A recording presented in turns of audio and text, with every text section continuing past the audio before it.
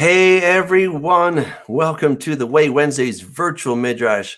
It's great to be with you. It is midweek. I'll tell you, these Wednesdays come so fast. I feel like I just get done with one, and I'm right on to the next one. I'll tell you, like when Sabbath is done, when the Shabbat is done, I'm like, okay, whew. But then I'm right back at it, right? I mean, I don't know. It's just so good. It's good. It's fun, but they do go fast. So it's kind of one of those weird life things, I guess. But anyway, we are looking at VaYera, and he appeared. This is the Torah portion for this week, Genesis 18 through 22. We'll get through some of those chapters. Man, there's amazing nuggets in this stuff, and I think we're going to have a wonderful time. I mean, we're going to be looking at things like, three guys that show up to talk with Abraham, and one of them is God. Is that a Christophany? What's going on with that? And then, Abraham doesn't learn his lesson, and he says, it's my sister again, and gets himself in a pickle. And then we have the whole thing about Sodom and Gomorrah, and then we have the Akedah, the binding of Isaac. Oh my goodness, there is so much to talk about that. And to help me sort it all out, I have my good friend Bob Rico right here. Hey, Bob, it's great to see you. So glad that you're with us. Make sure to unmute there. Thank you. Absolutely, man. Boy, I'll tell you, this is it's quite a passage. We better get into it and then just it's a toboggan ride. I know. Yeah. Well, what do you say? Shall we get into it? Let's go. Let's do it. All right, here we go. Okay. Then the Lord appeared to him by the terebinth trees of Mamre as he was sitting in the tent door of the heat of the day. So he lifted his eyes and looked, and behold, 3 men were standing by him. And when he saw them, he ran from the tent door to meet them and bowed himself to the ground and said, my Lord, if I have now found favor in your sight, do not pass on by your servant. Please let a little water be brought and wash your feet and rest yourselves under the tree. And I will bring a morsel of bread that you may refresh your hearts. And after that, you may pass by, inasmuch as you have come to your servant. They said, do as you have said. So Abram hurried into the tent to Sarah and said, quickly, make ready 3 measures of fine meal, knead it and make cakes. And Abram ran to the herd, took a tender and good calf, gave it to the young man, and he hastened to prepare it. So he took butter and milk and the calf which he had prepared and set it before them. And he stood by them under the tree as they ate. Then they said to him, where is Sarah, your wife? So he said, here in the tent. And he said, I will certainly return to you according to the time of life. And behold, Sarah, your wife, will have a son. Sarah was listening to the tent door, which was behind him. Now Abram and Sarah were old, well advanced in age, and Sarah had passed the age of childbearing. Therefore Sarah laughed within herself, saying, after I've grown old, shall I have pleasure, my Lord, being old also? And the Lord said to Abram, why did Sarah laugh, saying, shall I surely bear a child since I'm old? Is anything too hard for the Lord? At the appointed time, I will return to you according to the time of life, and Sarah will have a son. But Sarah denied it, saying, I did not laugh, for she was afraid. And he said, no, but you did laugh. Then the men rose from there and looked toward Sodom, and Abraham went with them to send them on the way. All right, I'm going to stop there because there's already a lot of great stuff. So we'll take this pericope on, and then we'll get to the next one. Now, the first thing I want to say is for our wonderful brothers, our Jewish brothers, who say that you cannot have meat and milk at the same time, because you most certainly can. In fact, God himself had meat and milk at the same time. And I remember I asked somebody about this one time. I'm like, wait, why do you say you can't have meat and milk when clearly God did it with Abraham? Oh, but he waited 4 hours is what they told me. I was like, oh, okay. If you say so. Oh my, it's just, I think the Jews get a lot of the Bible right, so much of it. And yet there's these little things that there's like, where did you get that? Don't boil a kid in its mother's milk. Okay, but what about this very clear example of where they're all at the same time and they're being served at the same time, and God himself is the one eating it? How can you say that, you cannot have meat and milk? I don't know. It still baffles me. So tradition. There you go. Tradition. That's right. Tradition it is. Yeah. Well, so what is this? Is this a Christophany, a theophany? What do you make of this? It's a theophany. Yeah. The angel of the Lord shows up and says, what's interesting is what is going on here. The woman is thinking to herself, and he just parrots off exactly what she was thinking. And then she didn't know what to do with that. I thought that was kind of interesting. So nothing's held back from God's mind. He does know about us and what our thoughts are. Yeah, absolutely. I mean, he sure does. And, I think this is just such an incredible passage. 3 guys show up, right? 3 of them come. And Abraham sees them, obviously. But he addresses one, and he calls him Adonai. That is a word that is reserved only for God, right? For the Most High God. And when he's talking to this Adonai, just so people understand, the word Adon means Lord, just a lowercase, okay? And if you say Adonai, what you're really saying is my Lord's plural. But when it's referring to the Most High God, it is used as a plural noun with a singular verb or something else that would define it as being singular. So in that very passage there, what we have is he's saying, okay, he said, my Lord, if I have now found favor, right? So he says Adonai right here. And then he says, right? The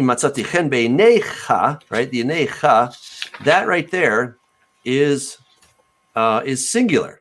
All right. And so that is what we're looking at here. So he's already understanding that the person he's talking to is Adonai. And this should not come as a surprise to us because then after this has all happened, this says, and the Lord said to Abraham. So Adonai and Yud-He, Vav-He are the same, right? Those are the same person. All right. So, I haven't gotten a good explanation from Jews, rabbis, how do they explain this? How can it be that you have a theophany, right? So theophany means an appearance of God, or sometimes we would call it a Christophany, probably, because it's an appearance of Christ before he was incarnated. But even so, how can somebody, if you're Jewish and you claim that it's impossible for God to come in the flesh, and yet he came in the flesh, or what appeared to, it wasn't flesh, I understand, like our flesh, but he looked like an angel, let's put it that way. How would they explain that? And if he can do that, what's the problem with him incarnating as the Word, as Yeshua? Any thoughts on that? Again, it's tradition. The idea that something, the being himself, would take on a human body is just something that's just not done. Part of that thinking is that the idea of using the concept of the name, which comes from the idea that we have to remember that a lot of this thinking, it's happened during the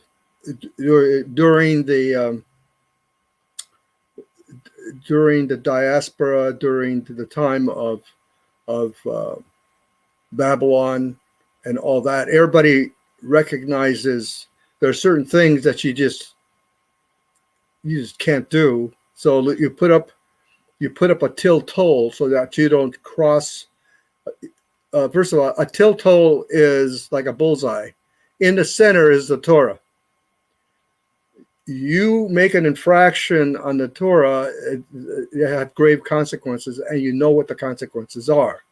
But if you put up enough barriers so that you trip on the line prior to ever defiling the bullseye, the Torah, then it takes a life of its own, unfortunately. What happens is that if God can be, he's not a ghost, so there's no ghost there. But somehow or another, you can't deny the verbiage. You can't deny that he sits down and eats and drinks with his creation, along with his two angels. You have to come up with a whole lot of excuses of how that doesn't happen. And so it's just one of those things you just do not explain. The other thing is that Jesus said that Abraham rejoiced to see my day. Absolutely. From that testimony, I would say this almost certainly has to be the time, right? Like, this is where he's shown up in bodily form. He's not just a burning torch. He's not a smoking oven. That's right. He's human looking, right? For all very practical purposes, he's able to eat. He's not a spirit. He's not a ghost. This seems to be where Jesus and Abraham were hanging out. And that's why I would say this is a Christophany. It's not merely a generic manifestation of God, but it's a very specific manifestation of Jesus before he took on human flesh. Before he became we'll see incarnate. throughout this parsha that it's the angel of the Lord. Mm-hmm. And if someone in an Orthodox family, which I have very close friends that have explained to them how they came to the Messiah, they'd simply ask the question, who is the angel of the Lord? And asked a particular rabbi that I'm aware of, and wanted to know who that was, and had a meeting with the family, his wife and the rabbi's wife and the family all got together to discuss this, and they could not adequately discuss it. And so they got a programmer from New York, a deprogrammer, and the woman, in this case, her father was a rabbi that was well known, but she just had a question. She obviously could read and understand and write Hebrew. She just asked a question. She had never talked to those people who used that name, quote unquote. And so they were concerned that she had talked to some Christian. And she said, no, I just want to know, who is the angel of the Lord? Can you explain to me who that is? And the deprogrammer came, had dinner with them. They went through hours and hours of trying to explain, but never were able to explain. And eventually she was basically asked, along with her husband, to leave the congregation, just for asking that one question that could not be answered. And they had one of the top scholars in that particular sect come and interview them, and was very angry and saying, you've just been talking to those people. He would not even name them. And she said, no, I've never talked to them. I've never even come across them within our community. I just want to know what happened. Who is this individual? And later on, she came to faith, and she realized it was Yeshua. And that was a very powerful testimony that she gave. And she was weeping. She said, because one day she just was going through the word, and the Holy Spirit just spoke to her and said, I am he that you seek. Mm-hmm. I am he that you seek. Yeah. Read about who I am. And then she started reading the New Covenant. She went out and actually bought a book, the New Testament, and actually began to read it. And because of that reading, I mean, she was already ostracized. She had been already literally excommunicated from the synagogue, which is to some extent against the law. It's only for a short time that you can do that. But she was permanently asked not to return, and she and her family. So it was a traumatic experience for her, and she was more determined than ever to find out who it was. And later on, it was the Holy Spirit who said, go to a bookstore, get the New Testament, and read it. And she did. She also is proficient in Greek now, as well as Hebrew. And she read through it, and she came to faith, and a wonderful, wonderful testimony. But that's the difficulty. When you start developing a tradition, and then if you have a lot of cultural experiences with other peoples who do not really represent who the Lord really is, you run into these difficulties, and it just creates these barriers, these huge barriers that the Lord does break down over time with people. That's so cool. Yeah. That's so cool. Ken is asking in the chat, he says, why not all three being God? Well, Ken, when we get to verse 22, you're going to see that it says that the two men went, but Abraham still stood before the Lord.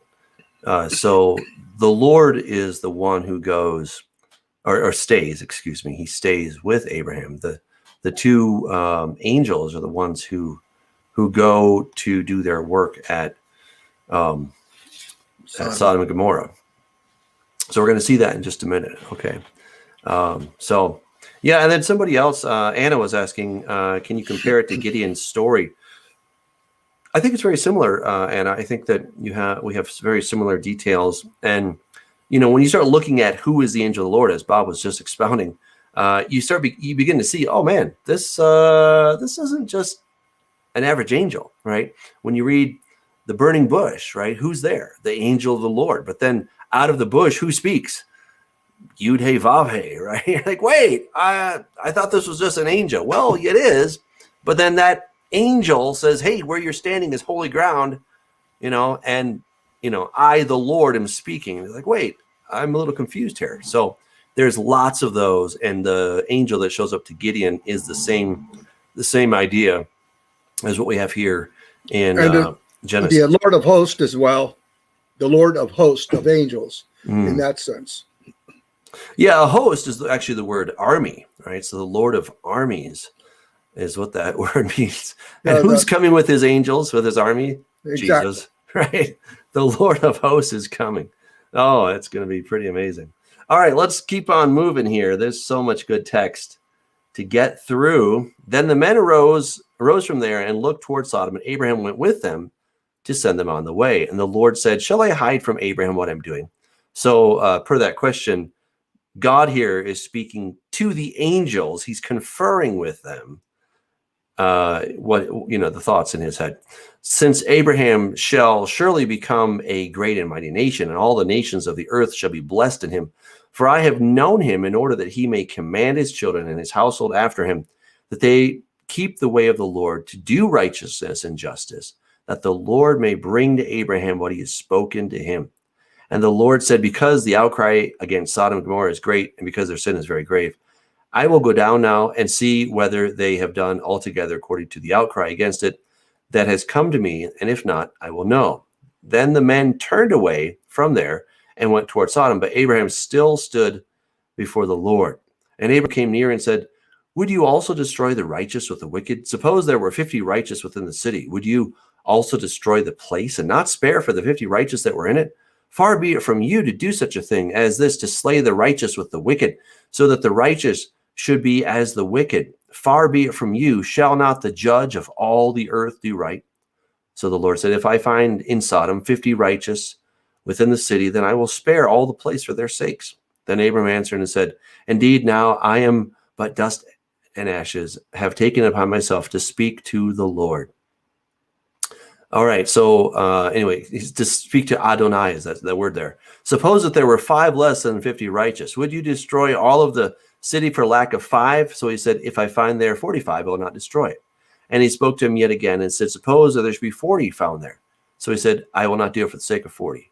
Then he said, let not the Lord be angry, and I will speak. Suppose 30 should be found there. So he said, I will not do it if I find 30 there. And he said, indeed, now I have taken it upon myself to speak to the Lord. Suppose 20 should be found there. So he said, I will not destroy it for the sake of 20. Then he said, let not the Lord be angry, and I will speak but once more. Suppose 10 shall be found there. And he said, I will not destroy it for the sake of 10. So the Lord went his way as soon as he had finished speaking with Abraham, and Abram returned to his place. All right. So I just want to address that question a little bit more with Ken. so Ken, just so you understand here, the two were the angels. They went ahead. The Lord God keeps, he stays and he's speaking with Abraham, right? There's this little negotiation thing going on. And then where does God go? Then he goes to see what's happening in Sodom, right? And as I pointed out there, the word my Lord is Adonai. It's the same word that was used at the beginning of the chapter, speaking of the Most High, right? The one true God, the God of Abraham, Isaac, and Jacob. That one. That's who we're talking about. So Abraham understood. I don't know how he understood. I don't know if God had some different, appearance than the angels, or I don't know. Maybe when you're standing in God's presence, you just know. I don't know. Maybe that's an idea. He's like, oh, this is God. This is the creator of heaven and earth. And I don't know how I know this, but I know it, right? Maybe that's the sensation that he had. There's no particular sense that we have that goes with it. It's not seeing or smelling or touching or hearing, but it's just, I don't know, there's that God sense. You're like, oh, this is the creator. I don't know, something like that. But so that's why we know that it's the one is God and the other two are angels. I wanted to just point out a couple of quick things. One is, it is the understanding within the rabbinic community that these three visitors came after the circumcision. So it's a few days when you look at the time frame that we're going to be dealing with. It's only a few days. If you go back, remember there's no chapters, no verses. It's a continuous stream from the previous discussion. The previous discussion was the circumcision of his entire community that believed in the one true God, in the God of Abraham. And so all these folks are included in that circumcision period. Now, it is understood that during this period, that's when these three arrive to comfort him and to comfort him for his obedience and his faith.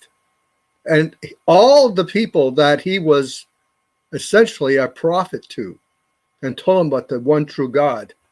And that's why he was a Hebrew, one who was different than his culture. So as we move down into this narrative, seeing that as a background, then we get to see a very important thing that happens. God says in verse 17, will I hide? And the word here is kaka. In other words, does he deserve to hear what we're going to do? The answer to that question follows. That says, seeing that Abraham has surely become a great and mighty nation. So the Creator is speaking of Abraham in future tense. He knows the end from the beginning. And he says, with like a common person, you would not tell him what the king's going to do or what the king has decided. But on the basis of who Abraham is before me now, and I stand in eternity, then he says, he says that he is the father, the great father of a great and mighty nation. And all the nations of the earth that it's will be blessed in him. How could I not tell him why I'm here? I came here to comfort him, and for his faith, and for what he did. And what he did in including everybody in his small village of people. Those people that fought for him when they went after the 5 kings to rescue his nephew. And he shared with them, and they knew why they were willing to risk their lives for Abraham. So we start seeing the picture of this man, why God held him in such high esteem, irrespective of the fact that he made so many terrible mistakes, kind of like us. And yet, what does God think about us uniquely, individually, in the future of what we can do, no, regardless of how old we are? He sees us. He respects us. Mm-hmm. He stretches out, as it were, in faith, although he already knows. We stretch out to reach out to him like a rubber band up to him before we pull back our arm because of our circumstances. But God is fully of who he is, who he's going to become, and yet says, I can't withhold from this man what I'm going to do. And here's the unique part of it. Where was Noah? Did he argue with God? Did he ask on the basis of mercy and justice? I would like to argue on the basis of mercy. Will you destroy the righteous with the good? Now, did Noah ask that question? No. But he did well in the eyes of God. He was faithful. No, I'm not taking anything away from Noah. I'm just saying, here's the first man up to this point in history who contends with God, his friend, and begins the process of the argument between mercy and justice. I think that's such an important point, because sometimes I think we get locked in this sense that, we really can't have an honest discussion with God. And you might as well have an honest discussion. You might as well tell God that you're upset. Tell him that you're mad. Tell him that you're blaming him. Tell him everything, right? Because he already knows it, right? If he knows that Sarah laughed, then he knows what you're already thinking about. So exactly. you might as well just be brutally honest with yourself and with God. And then when you do that, then you discover that there is room for a conversation. There's room for negotiation, even a little bit. Not that you're trying to get a better deal out of God. God will always do what is right, what is good. But in that process, we see that at the end, Abraham didn't change anything, but he had a good conversation with God. And, he even got so audacious as to negotiate with God. I don't know if you've ever, been in a kind of a sales meeting, if you've been maybe the salesman or the person buying. Sometimes that negotiation, can be a little bit nerve-wracking, just for various reasons. You start wondering, okay, should I really push the price, or should I, demand this or demand that? And there's a lot of energy in a negotiation. You can only imagine the energy that was going on with Abraham. He's like, oh boy, I'm negotiating. Wait a minute. Hold it. Let's try to work. There's got to be something to work out here. And here's the other thing that's the background piece. Yeah. These 5 kings he detested. Uh-huh. He said, they wanted, the king of Sodom wanted the people that were rescued, right? Mm-hmm. He wanted them. He goes, no. You can have all the stuff, but you can't have them. Mm-hmm. They're special. They're human beings. They are not your slaves. So he stood eyeball to eyeball to the king and the other 4 kings. Little do they know that their horrible practices that they have, which are inhuman and diabolical on every level, as we see as we go into the story. He detested them, but he still was asking God for mercy for the rest of the people, knowing who they were.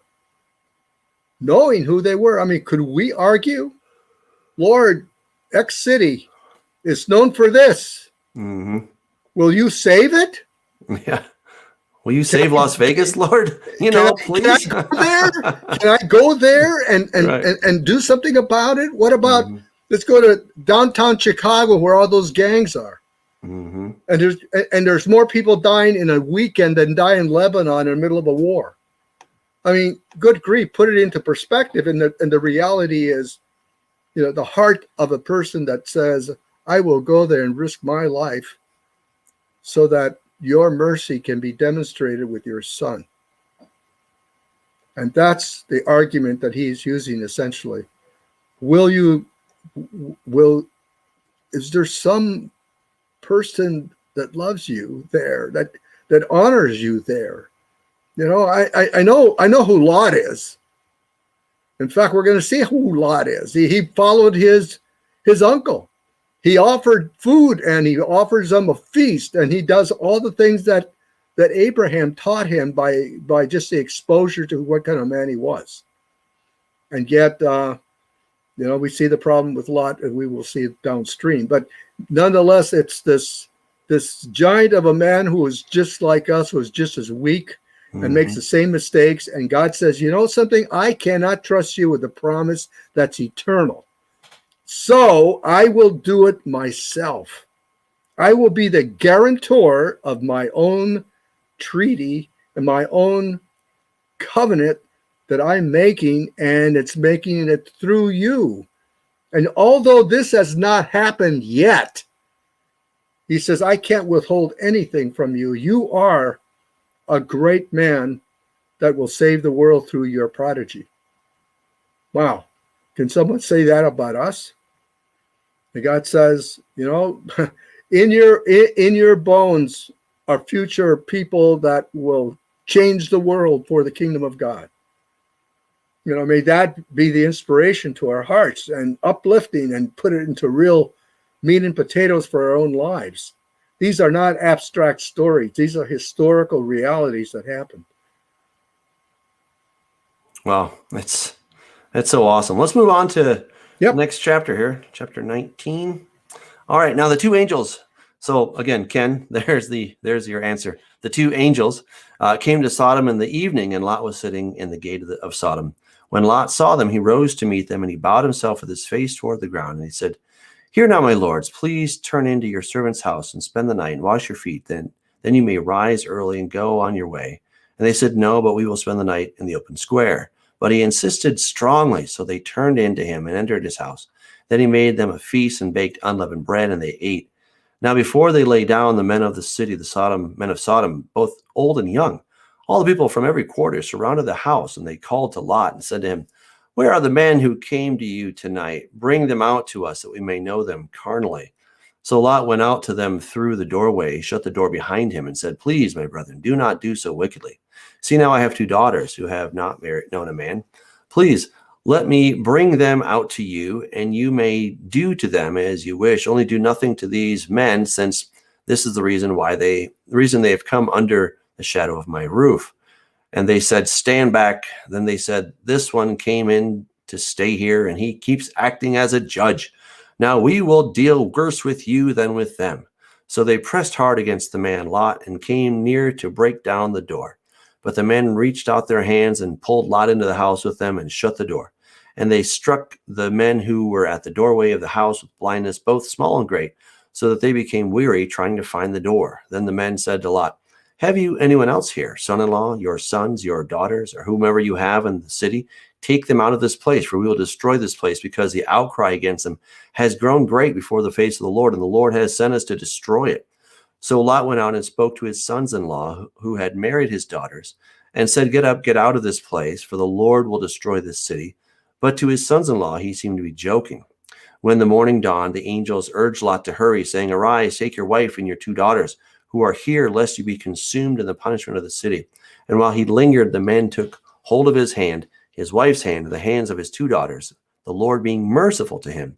And they brought him out and set him outside the city. So it came to pass, when they had brought them outside, that he said, Escape for your life. Do not look behind you, or stay anywhere in the plain. Escape to the mountains, lest you be destroyed. Then Lot said to them, please, no, my lords, indeed now your servant has found favor in your sight, and you have increased your mercy, which you have shown me by saving my life. But I cannot escape to the mountains, lest some evil overtake me and I die. See now, this city is near enough to flee to it, and it is a little one. Please let me escape there. Is it not a little one? And my soul shall live. And he said to him, see, I have favored you concerning this thing also, and that I will not overthrow the city for which you have spoken. Hurry, escape there, for I cannot do anything until you arrive there. Therefore, the name of the city was called Zoar. The sun had risen upon the earth when Lot entered Zoar. So the Lord rained brimstone and fire on Sodom and Gomorrah from the Lord out of the heavens. So he overthrew those cities, all the plain, and the inhabitants of the cities, and what grew on the ground. But his wife looked back behind him, and she became a pillar of salt. And Abraham went early in the morning to the place where he had stood before the Lord. And then he looked toward Sodom and Gomorrah, and toward all the land of the plain, and he saw that, behold, the smoke of the land, which went up like the smoke of a furnace. And it came to pass, when God destroyed the cities of the plain, that God remembered Abraham, and sent Lot out of the midst of the overthrow, when he overthrew the cities in which Lot had dwelt. Then Lot went up out of Zoar and dwelt in the mountains, and his 2 daughters were with him, for he was afraid to dwell in Zoar, and he and his 2 daughters dwelt in a cave. Now the firstborn said to the younger, our father is old, and there is no man on the earth to come in to us, as is the custom of all the earth. Come, let us make our father drink wine, and we will lie with him, that we may preserve the lineage of our father. So they made their father drink wine that night, and the firstborn went in and lay with her father, and he did not know when she lay down or when she arose. It happened on the next day that the firstborn said to the younger, indeed, I lay with my father last night. Let us make him drink wine tonight also, and you go in and lie with him, that we may preserve the lineage of our father. Then they made their father drink wine that night also. The younger arose and lay with him, and he did not know when she lay down or when she arose. Thus both the daughters of Lot were with child by their father. The firstborn bore a daughter and called his name Moab. He is the father of the Moabites to this day. And the younger, she also bore a son and called his name Ben-Ami. He is the father of the people of Ammon to this day. All right. Well, I'll tell you, if you think the Bible is boring, you've never read it. Really? Is there drama or what? It's like almost so much stuff there. Wow. Well, what do you make of all this? I mean, you've got this massive destruction. God rains down fire and brimstone from the heavens. It's a pretty bad place. Now, we do see in Ezekiel, it says that the sin of Sodom was that they had too much time on their hands, and they were idle, and they weren't taking care of the poor and the needy.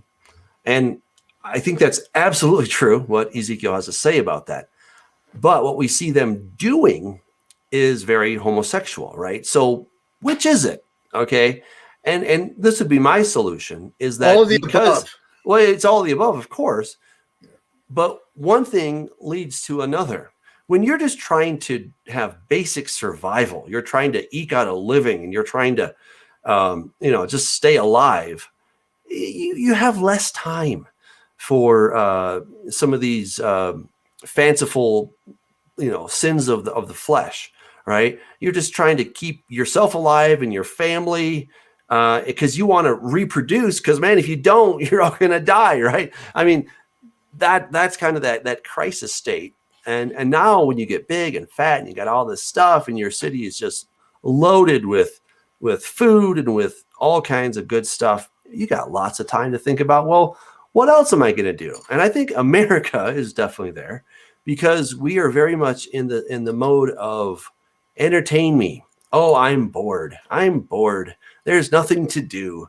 Who really am I? And that's why we have all these people that are now doing this soul searching of, well, what am I really? We are in the same place as Sodom.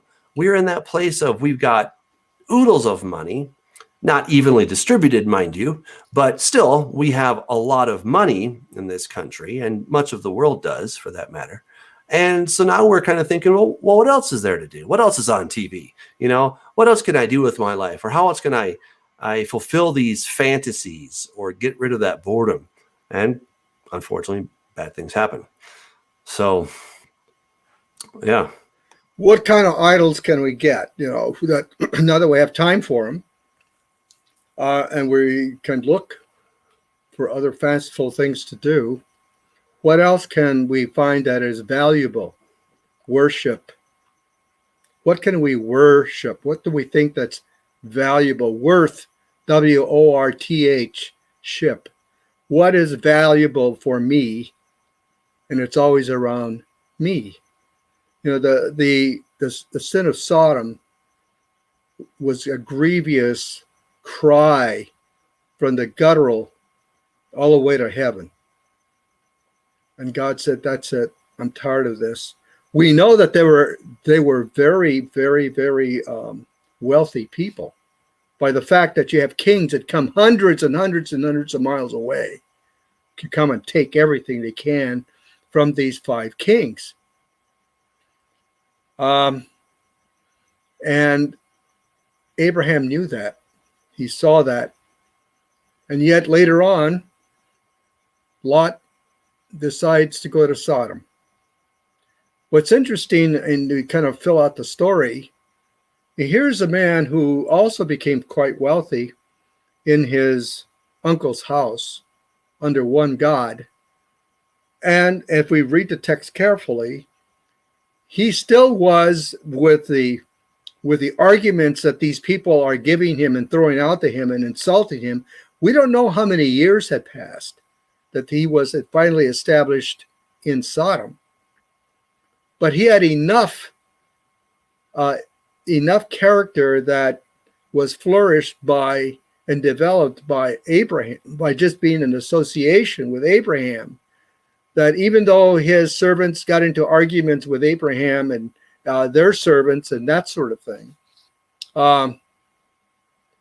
that he went to Sodom, and he was right away apparently considered to be the man who sits at the gate of the city. This has been used as an example of the word ecclesia when you read through some of the commentaries in Christianity. This is the first example of ecclesia that's found in the Old Testament, as it were, in the Hebrew Bible. If, in fact, the values that he had were so wholesome, which they were apparently to some extent, because the epithet that are thrown at him are that you're still one of those Hebrews. You're still one of those men who have these principles. You're not like one of us. You still set up your life here like a foreigner. You do not believe in our gods. Yet you take the money, you sit in judgment, you tell the people what the king is like and the kingdom of Sodom is like, and the king trusts you because you won't steal from him, but you're still an outsider. You won't allow us to do what we do with your family. We don't get that. And now these wonderful looking human beings, these 2 men that absolutely drive us crazy, because even the young and the old come from all over the city to come and see them, give them to us. And then we know what happens. They get blinded and get pushed away, off it goes. But think about that. Think about that. If a person who moves with another company goes to another place, another city, are they going to carry the values of the kingdom of God with them as the ecclesia of their king? Are we going to stand for the goodness and the morality and all that is found in following Messiah? Apparently, Lot did, to some extent. But under the influence of that culture, look at the children that he produces and what happens to him. We are also told by the Messiah himself, remember the days of Noah. Remember Lot's wife. His wife is so part of whatever's happening in that city, even though it was Abraham who rescued them from the hands of these kings that had taken them in captive. And now they're rescued and come back to Sodom. She was the influencer, apparently, of her 2 daughters. The son-in-laws just simply laughed it off. This is a silly thing. But she looked back. She looked back and with remorse that they had left the city as going to be destroyed. She didn't believe that. She didn't believe that. And for turning back, she falls down dead. And as the ash accumulates, as the salt accumulates, in the future they will say, that mound over there is Lot's wife. She looked back. You know, it's a powerful story. It really is. It really incredibly powerful about a family that moves out, goes to another place, and then allows the culture through their own family eventually produce what's going to happen in the future with this. Produces 2 peoples that are going to have a problem in the future. Mm-hmm. Yeah, there's a question in the chat saying it's unfortunate Lot's daughters had to do that with him. Was there nobody else? Well, there were lots of other people on the planet, but they, this was such an apocalyptic scenario. Oh, yeah. They were under the impression that they were the last 3 people on the planet, right? And that's very unfortunate that they didn't have proper intel. Maybe if they'd had asked their dad instead of getting him drunk and seducing him, that they might have thought this out a little better. But it is what it is, right? I mean, that's they were anticipating getting married. Right. That was a very important matter. I mean, it says so in the text. Like all the other people, we want to be able to do the same thing, but everything has been devastated that we know of. Wait a minute. Don't you have an uncle? Don't you have Abraham? Remember him? Mm-hmm. He's up the road. He's down the road over there. He's a few miles away over those mountains there. He's over there in the high valleys up there. Go over there and see him. None of that was entering their minds. I know it was oblivious. I mean, everything was completely destroyed. It was, Mad Max City. Mm-hmm. And but they were not thinking in other than themselves and what they wanted, regardless of what the circumstances was. What was the future of Abraham and the promise? That's the question. What was the promise? Mm-hmm. Yeah. Hey, let's go to the next chapter. Great stuff in chapter 20. So let's take a look at this here. And Abram journeyed from there to the south and dwelt between Kadesh and Shur and stayed in Gerar. Now Abram said of Sarah his wife, "She is my sister." And Abimelech, king of Gerar, sent and took Sarah. But God came to Abimelech in a dream by night and said to him, "Indeed, you are a dead man because of the woman whom you have taken, for she is a man's wife." But Abimelech did not come near her and said, "Lord, will you slay a righteous nation also? Did he not say to me, she's my sister?" And she herself said, "He's my brother. In the integrity of my heart and innocence of my hands, I have done this." And God said to him in a dream, "Yes, I know that you did this in the integrity of your heart. For I also withheld you from sinning against me. Therefore, I did not let you touch her. Now, therefore, restore the man's wife, for he is a prophet, and he will pray for you, and you shall live. But if you do not restore her, know that you shall surely die, you and all who are yours." So Abimelech rose early in the morning, called all his servants, and told all these things in their hearing, and the men were very much afraid. But Abimelech called Abraham and said to him, "What have you done to us? How have I offended you that you have brought on me and on my kingdom a great sin? You have done deeds to me that ought not to be done." And Abimelech said to Abraham, "What did you have in view that you have done this thing?" And Abraham said, "Because I thought, surely the fear of God is not in this place, and they will kill me on account of my wife. But indeed, she is truly my sister. She is the daughter of my father, but not the daughter of my mother, and she became my wife. And it came to pass when God caused me to wander from my father's house, that I said to her, this is your kindness that you should do for me in every place. Wherever we go, say of me, he is my brother." Then Abimelech took sheep, oxen, and male and female servants, and gave them to Abraham, and restored Sarah, his wife, to him. And Abimelech said, "See, my land is before you. Dwell where it pleases you."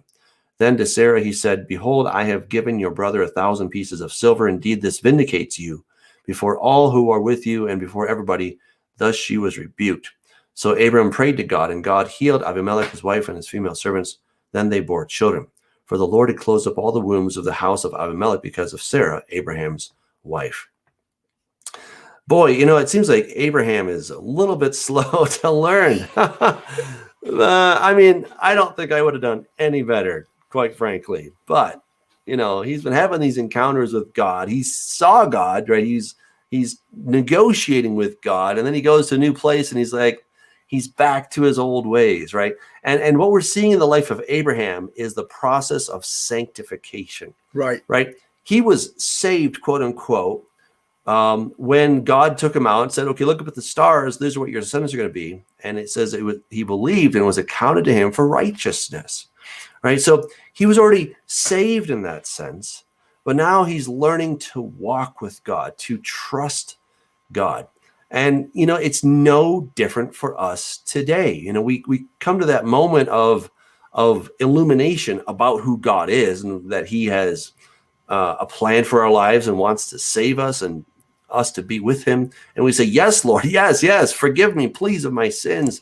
And he says, done, right? And then from that day on, it's not over. That's just merely the beginning. That's the commencement, as it were, right? That's the graduation into the rest of your life. And that's when you start walking it out and living it out. And that's when the real tests begin. It's like, okay, what does it really mean to know this God, to walk with this God? And this is what we're seeing in Abraham. And he doesn't get it perfect, not at all. Yet God is with him regardless of his failures. It's amazing. It's really amazing. God did not trust Abraham with the promise that he was going to make. And he said, wait a minute, I'm going to do this for you. I got your back. And so we see the torch that passes the great furnace that crosses each other. And isn't that the wonderful story? God says, I got this for you. Trust me. I got your back. I really do. But the areas where I know that you're going to really, really blow it. Hold it. I'm giving you the future of mankind. I already know who you are. I know the end from the beginning. I already know who you are. I don't trust you. You're human. You make mistakes. It's hard for you to learn. You got a thick head. You fall back on whatever's my backup lifestyle because you can't trust me. I will be there for you. So it's God who guarantees the promise, guarantees the covenant. He himself guarantees it. Then we move forward and we see this situation. Anybody that speaks evil of you, the order of magnitude between humanity and a creator God is incalculable. And here he goes with his wife, goes down to the land where Abimelech is. And remember, just a short time ago, there was a promise that was given to Abraham and to Sarah. So you have to start looking at the timing on this. Sodom gets wiped out. That takes a few days, and we get that narrative. A few weeks down the road, a few months, possibly, not very far, but by this time, what do you think's happened? My sense is that Sarah was carrying a child. She wasn't showing yet. But they went into this new land. The king thought she was fantastic. And he grabbed her. He seized her. The Hebrew is that he seized her and brought her into essentially his harem. And the Lord does the same thing that he did to Abraham. This king gets a visitation in the middle of his sleep, the same way that Abraham got. And he tells him, you touch her and I'll kill you. How's that for an order of magnitude? You touch this woman and I'll kill you. It'll be the last thing you do. Well, what would have happened if God didn't show up? What would have happened if God just simply said, well, I guess the promise that was out there, I guess they just are going to have to figure out a different way to do this? No. What would have happened if he would have touched this woman and the child she produces, instead of being laughter, they call him something else? Think about the future of humanity in this, in the weighing of reality here. It is huge. God intervenes. He backs up what he says. And Abraham doesn't know what to do. All I know is he's going, man, I'm a guy, banging his head against the wall. I did this again. How could I have done this? Oh man, what kind of stupidity did I walk into now? What did I do? Blah, blah, blah. God got it. He had it. He made a promise. I'm going to back that promise. I made you a promise. And you'll find out downstream, I'm going to show up again.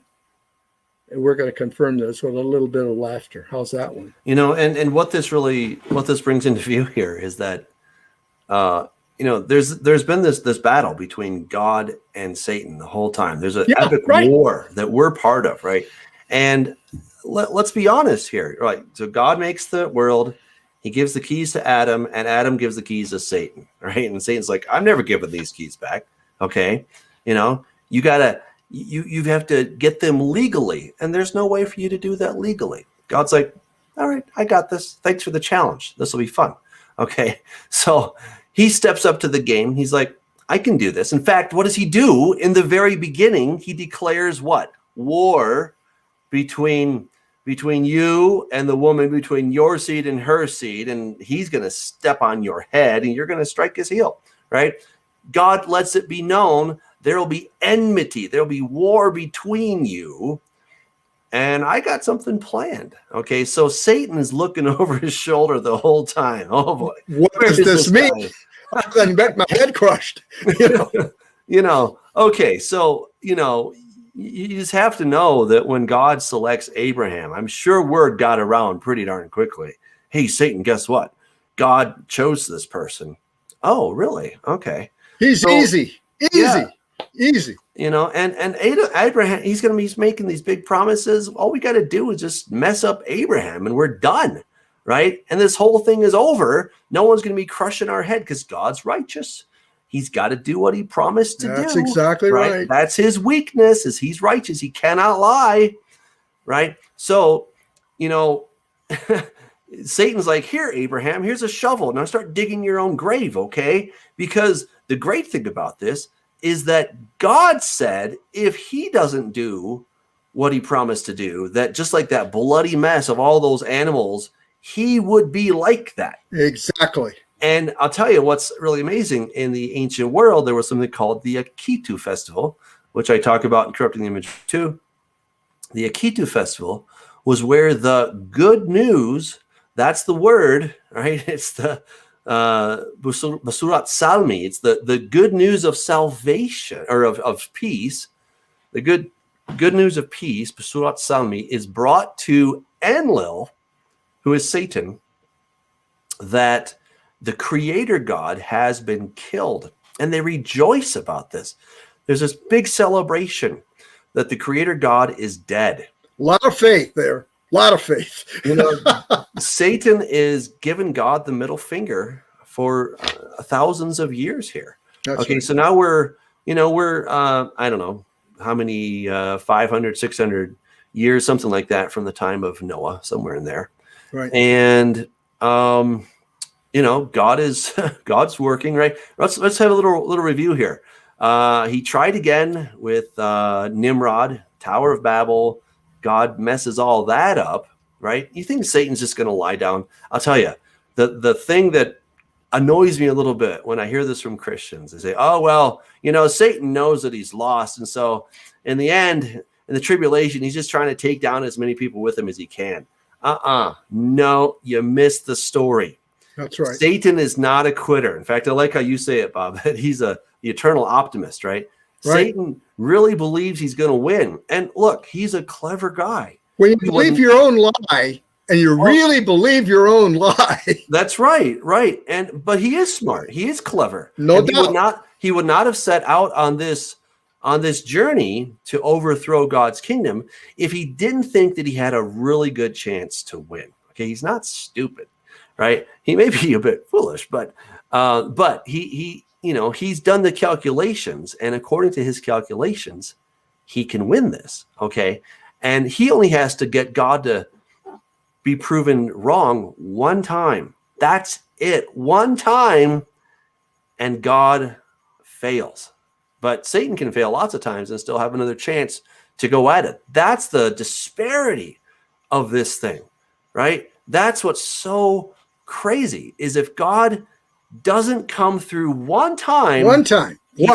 That's right. He's out. And what God said, this is going to happen to me, and more so, when he went through that bunch of animals that have been slain. Let this happen to me if I don't fulfill this. Wow. I mean, this is this epic battle that, they're in the throes of this thing. We thought World War II lasted long, right? 6 years. But this has been lasting, upwards of 6,000 years. This is a very long war. And yes, I do think we're getting close to the end of this war, but that's another discussion. Come back tomorrow when I talk about Prophecy Roundtable. Okay. Right. But understand, these are the various battles that have been fought during this. And I think you're absolutely right, Bob, that she probably was with child, right? I mean, I think so. Absolutely. I don't see how she couldn't be with child, because God said, hey, in about, the time of a child, I'll be back. And so she must have conceived probably that same night, I would guess. And, so yeah, God has to personally intervene and say, don't you dare. The thing is, if Abimelech would have seen her with child, his no thought would have been in his head. No, I don't care if she's sister, she's pregnant, I don't want her. Whose child is it? Blah, blah, blah, blah, blah. So she was not showing, and therefore it was believable for what Abraham told him, although it was a little white lie, wasn't quite, full disclosure at the end. Okay, I got busted. Here it is. She's not really my sister. She's my second sister over, but she's my wife. Yes, that's true, etc. And it's the king who is saying, under his cultural understanding, he is saying, I'm the one who's been harmed here. I don't understand what's going on here. I'm the one that has integrity, and he's arguing with God, right?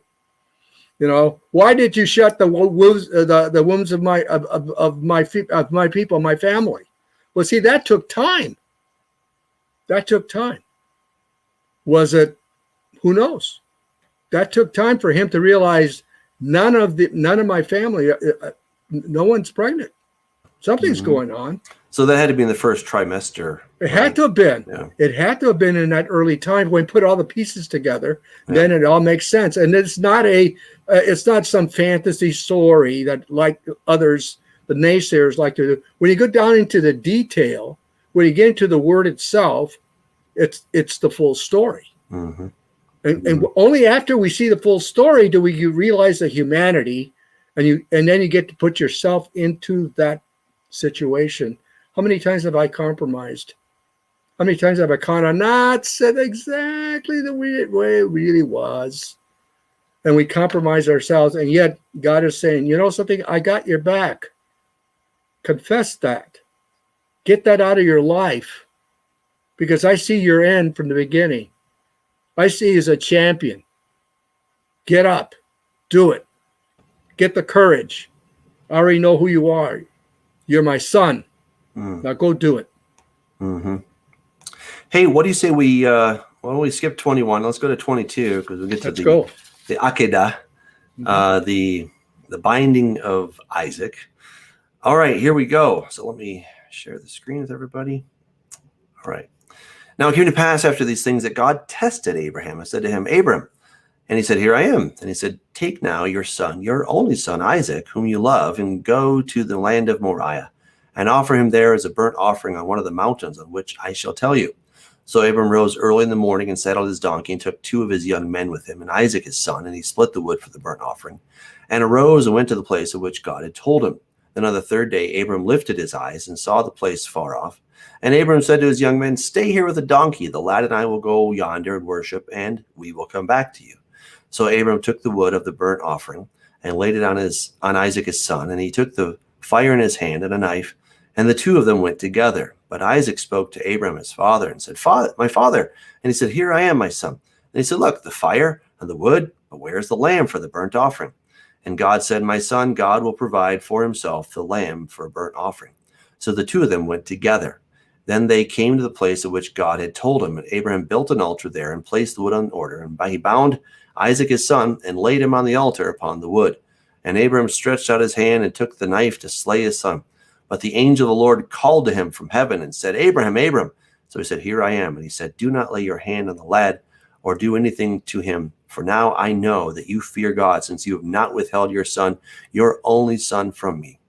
Then Abraham lifted his eyes and looked, and there behind him was a ram caught in a thicket by its horns. So Abraham went and took the ram and offered it up for a burnt offering instead of his son.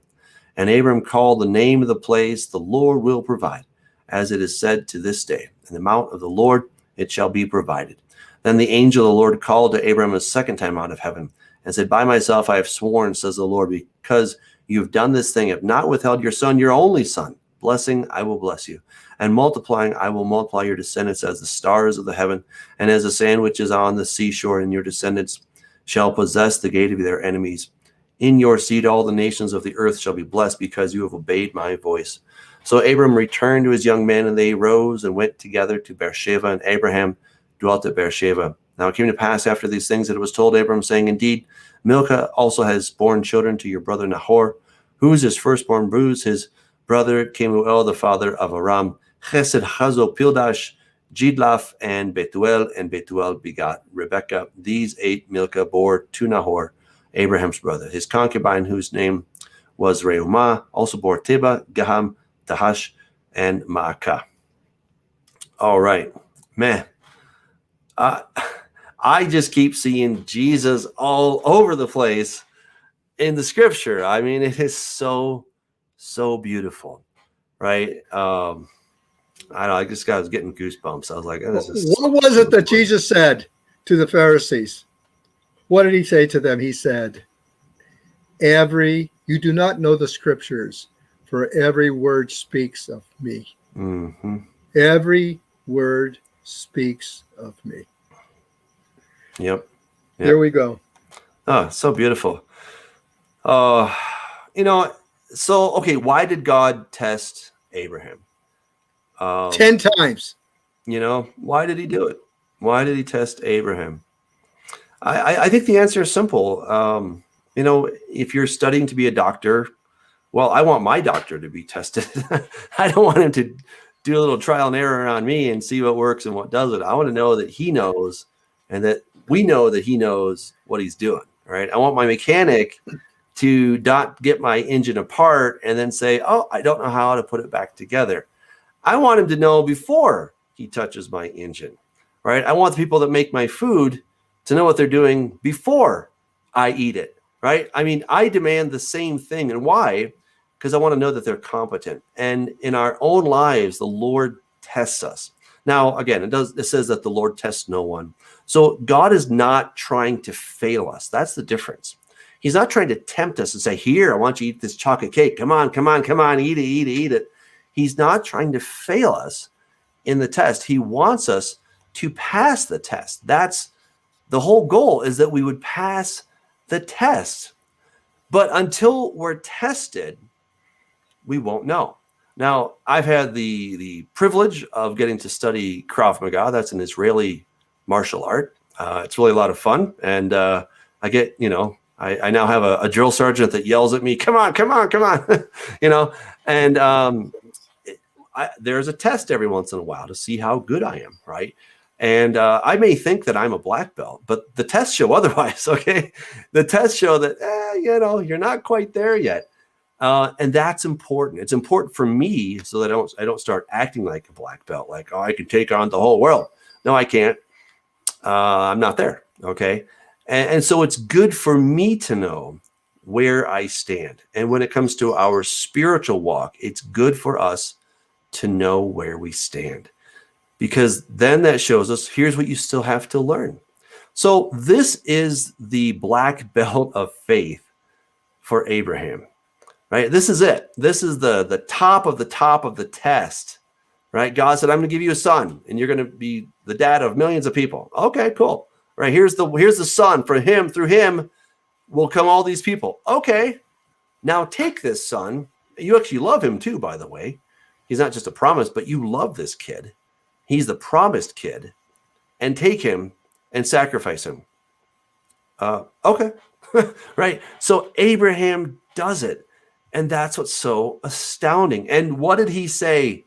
We will go up and we will come back. That's what he said to the young men. We will go up and we will come back. And that right there was an incredible statement of faith. He didn't say, we're going to go up and I think we're going to come back. Or at least I know I am, but well, I don't know what's going to happen to the lad, quite frankly.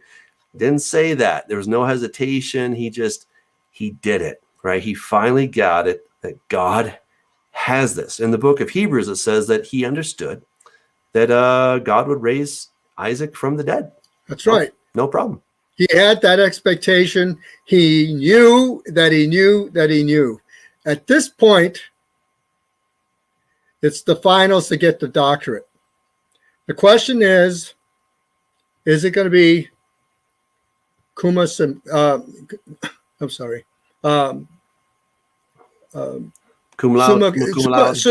Summa cum laude. Yeah, excuse me. Mm-hmm. Summa cum laude. Or are you going to be kind of a mediocre doctor? Mm-hmm. Are you going to be the prize one? He knew that this was the big one. And what's really fascinating is that this young man that's going up with him is stronger than this feeble elderly man.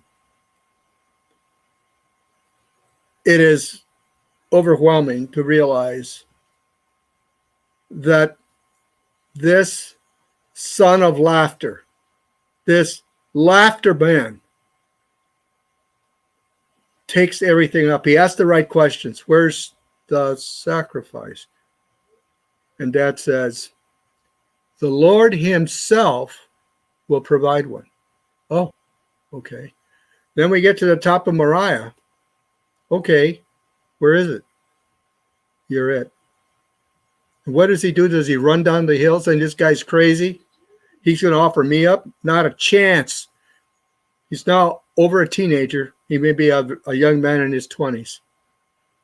He could have done that, overwhelmed his father and said, not you kidding me? You're insane. No, he doesn't do that.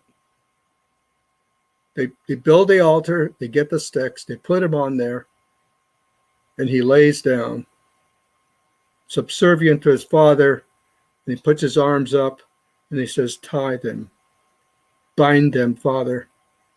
Father, you really believe this? I believe that you're saying to me that you believe this. Do it. And it's the picture of the Messiah submitting himself to the Father. Yes, Father, let this cup pass from me, if it were possible. But I will accept it. and he lays down. I don't know if he was still looking at his dad. I don't know if he closed his eyes. I don't know what happened. We'll have to ask him. We'll have to ask Laughter what happened. But and then there's a voice that comes out of heaven. It says, stop. You got your summa cum laude. Because you offered your son, your only son. I have provided this ram. And that's why we have a shofar. It's a ram's horn to remind us of this specific event. When you blow it during the festivals, understand what it cost, what happened there on Moriah, because this will happen again. Mm-hmm. And every festival, when I attempt to blow the ram's horn, I remember this story. It brings tears to my eyes. Yes, you're the one that started this, and you have invited me to participate with you. Thank you. Give me, and I have great laughter over your invitation. Thank you. Yeah. Yeah. And then he adds one last thing. What was it? I'm going to make you like the stars of heaven. Oh, by the way, here's the bonus. I'm going to make your seed just like the sands of the beach. Mm. You can't count those. You can't count those. Oh, it's beautiful. Yeah, and just for the question in the chat, we don't know exactly how old he was, but as Bob said, he was definitely older than a teenager, probably between 20 and 30. So he was not just a little squirt, right? He wasn't like 10 years old, and he's not the flannel graph story. No, he's old enough to either run or overpower his dad, right? Somewhere between the two. He either could have run away quickly, hidden behind a tree, or he could have probably taken his dad on, but he didn't. And he lay down. Now with the Messiah, of course, you have the same scenario, but exactly this time with the Messiah, he says, I'll do it, right? And of course, God doesn't stop the last second. He goes through with it. And that's a hard place to be, right? I mean, it's just amazing how it all fits together. It is so gorgeous how, and this is one of the reasons why when I look at the Bible, I'm like, there's no way I couldn't believe this book, right? After studying it for so long. And you see how intricate it is, that how every story in itself is a beautiful, wonderful story. But then how they begin to layer, right? And they start connecting. All these nodes are connecting to the other ones, and they fit together perfectly. It's like, wow, this is blowing my mind, right? This was written over, 1,400 years, 1,500 years, something like that. 40 different authors. They weren't comparing notes. They weren't saying, okay, well, now I got to write this one part here. Let's see, how am I going to fit this in? No, it was the inspiration of the Holy Spirit working through individuals to let them do what they're going to do, to let them screw up, to let them express things in their own words. But it was the superintendence of the Holy Spirit that was bringing together this beautiful story. It is the story of redemption. That is the meta story to the Bible, the story of redemption. It's the story of the redemption of humanity, of the planet, and then how God chooses a special man. He establishes a covenant relationship with the children of that man, and then they blow it. And then it's the redemption of that relationship. So we have a new covenant because they blew the first covenant. The first marriage contract was all messed up. And then he's going to restore the mankind and the very earth itself. All these things are going to be fixed. They're being fixed, I should say. Right. And it was made possible, sponsored by, brought to you by the cross. Okay. This message has been sponsored by the cross. Exactly. We like to thank our sponsor, right? Yeah. That was Jesus. He sponsored this whole program that we get to watch and be part of. He made it possible so that we do not remain in that state of death, but we can have life eternal. And what a picture we have in the binding of Isaac, that he lays down and he does it. Wow. Thanks, Isaac, for the good picture. Really, going back to the covenant that God gives to Abraham, if this can't be done, I'm going to pay the price for this. I got mankind covered. I've got your family and your future covered. The torch will pay the price. Will pay the price. I want you. I desire you. I want to redeem you. I want you to come home to me. I desire you. I breathed myself into you when I created you, Adam. I want your prodigy, that I may breathe into them. And later on in the future, Yeshua does exactly that. Well, we've come to the end again. So thanks, everybody. We're so glad that you joined us. Join me tomorrow when we will be going in the Prophecy Roundtable. We're going to talk about Daniel's 70 weeks. That is going to be a very fun conversation. So check that out.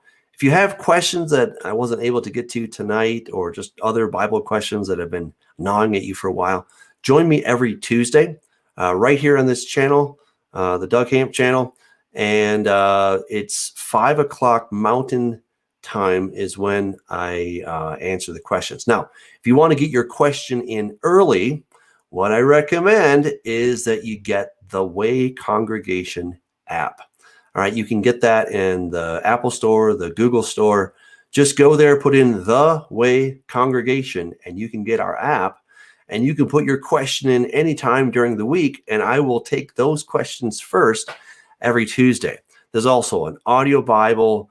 There's all kinds of tools. There's a reading schedule for the Torah, and so much more that you will find in there. Some books are hidden away that they're not too hidden, but you can check those out. They are yours just for getting the app. So about 5 books. So check that out and much, much more. I think you'll really enjoy the app. It's been wonderful. If you want to sow into this ministry, you can go through the Patreon at the top of this YouTube channel, or if you want to sow into the Way Congregation, become part of our e-community and what God is doing through that, you can also give through the app. So it's a wonderful tool. Hope you will enjoy. God bless you, and I will see you tomorrow. And don't forget, this Shabbat, we have our Shabbat service going through Acts chapters end of 4 and all of 5. It's awesome stuff. I mean, it's so good. I'm so excited about it. So hope to see you then. Till next time.